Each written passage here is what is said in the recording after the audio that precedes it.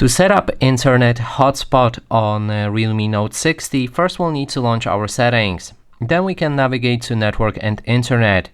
Inside you'll be able to find Hotspot and Tethering, click on it, and then we can activate our Wi-Fi hotspot.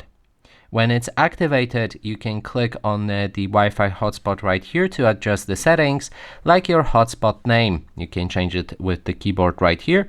You can also change the security option. If you want to use a password on your network, then you can choose between these three options with WPA protocol, or click none if you want your password to be gone from that network.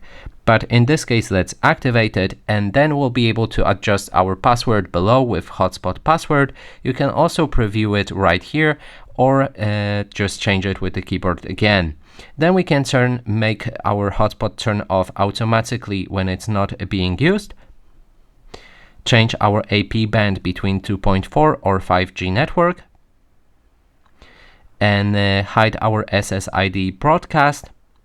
And also we can enable or disable to extend compatibility, which helps other devices find this hotspot and reduces hotspot connection speed.